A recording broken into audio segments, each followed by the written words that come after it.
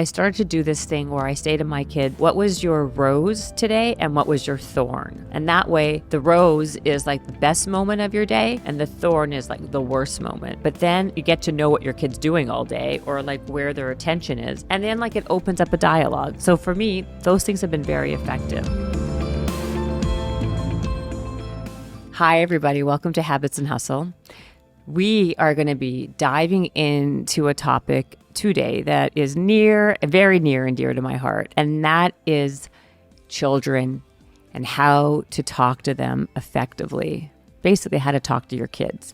So if you're somebody who doesn't have a kid, this episode may not be for you, but if you have a niece or a nephew or a cousin and you want to learn some really easy strategies to talk with them and connect with them in a deeper way, listen to this episode. Because I will tell you something. I have two kids. I have an 8-year-old and a 10-year-old. And a lot of it has, for me, has been a lot of trial and error. And I'm fortunate enough, because of what I do for a living, I get to speak to some of the most amazing experts in the world. Some of the best psychologists, some of the best behaviorists. And so when I learn something, of course, like a guinea pig, I go and try it out. So some of these things that we're going to talk about are things that I've noticed have really improved my, not just my communication with my kids, but our level of depth in our relationship, because it's so important to me. And I'm always like trying to research and figure out ways to do this. And the first thing I want to talk about is when I want my kids to open up to me, I try to be, number one, I try to be an active listener. When I say that, I want to make sure that my phone is away, I'm paying attention, I'm making eye contact, because what I think happens so often, because I've been someone who's done this so often, and my friends do it, when you're a working mom and you have a million things going on and you're working on like a bunch of stuff, it's really easy just to be dismissive of your kid when they want to talk to you, or when you are spending time with them. What happens a lot of times is you're kind of half-assing it. Like they're around and you think because they're around you that you're actually spending quality time, but actually that's not true. So what I like to think is very effective is when you set aside dedicated time for you and your kid to spend with each other. So you actually create a set time, not just like loosey-goosey, but a dedicated time. And you have your phone away and you are really paying attention and you are locked in. And I think that kids feel that energy. And I think that even if it's not super often, like even if it's like 20 minutes or 10 minutes a day, when you have that real time when you are paying full 130% attention on them, they actually feel that, versus being around all the time but not really paying attention. So my first thing is dedicate an allotted amount of time, actively pay attention and listen by, like I said, putting your phone away, making eye contact, and not interrupting when they actually speak. Because to me, what I find is I get the most information when I don't say a word and they just talk. And I also find that when you're doing this in environments that make them comfortable, it's so important. Some of my best conversations actually with my kids have been when I'm driving them to school in the morning or when I'm putting them to bed at night, right? Because their guard is down and that's when they really feel like they can open up. So that's a few little things. The other thing I wanted to talk about is making sure when your kids are talking to you that you ask them open-ended questions. These, like, that to me has been a big game changer. Like, don't just ask them, how was school? Because if your kid is like mine, you're going to get a fine, or what did you learn today? Nothing. That's what I get. But then when I'm much more specific, I started to do this thing where I say to my kids, what was your rose today and what was your thorn? And that way the rose is like the best moment of your day and the thorn is like the worst moment. But then you start you get to know what your kid's doing all day or like where their attention is.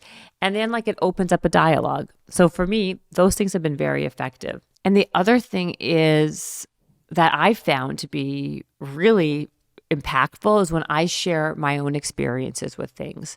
So I tell stories about things when I relate back to maybe what they're going through based on like some of the memories I have, but how things were with me or stories about me.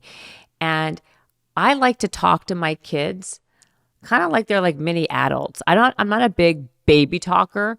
I think baby talking is like a terrible way and sets a bad precedent, but I talk to them like they're like mini adults. And kind of like my kids are always saying to me now, by the way, I should say, Shawnee's here. Sorry, I am here. I just don't have kids. I mean, I was a kid. I am a kid. She's basically still a kid. But she's 30. I don't have them. 31. You know, my birthday was on 10/10. Oh, yeah. I said, I wish you a happy birthday. That's right. Oh, yes, I do remember that. But she doesn't have any kids. So I'm just going to be riffing here.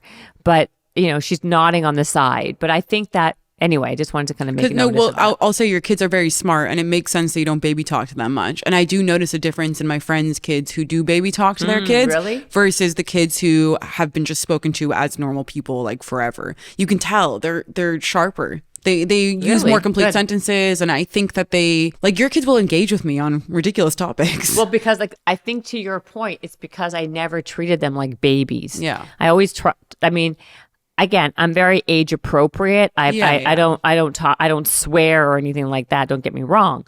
Although sometimes I want to swear, but what I mean is I talk to them like they're like little people, not like little babies. I'm not big with the coddling. That's just me. I believe there's a whole thing here on coddle culture, which is a whole other podcast altogether.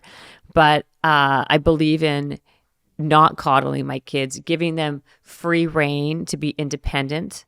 What I mean by that is, I'm not a helicopter parent. By the way, I'm no psychologist. I'm not claiming to be. And these are my tips that worked for me. I just want to make that clear. I'm not saying this is how you should be parenting your kid or this is some things that you absolutely have to do. All I'm saying is I'm not the guru. I'm just a person here who's tried out a lot of different tactics, and through trial and error, through speaking to some of the best people in the world, these are some of the things that they said I should attempt and try. And I'm now sharing with you the things that I found to be really helpful. So, what else was I going to say? The open-ended questions are really big.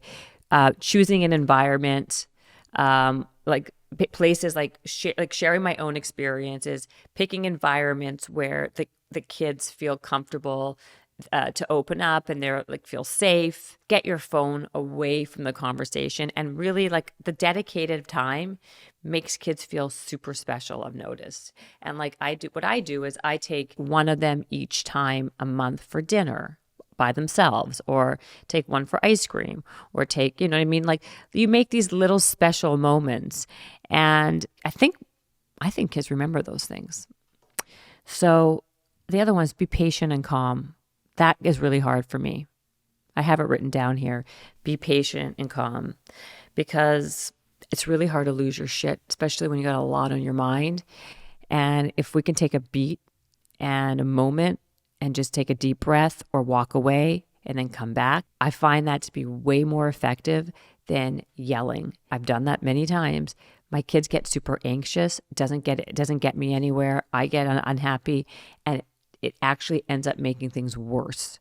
So taking a breather, walking away if you have to, and coming right back, and then approaching a situation with more calmness and being patient really gives your kid that feeling, being comfortable and close.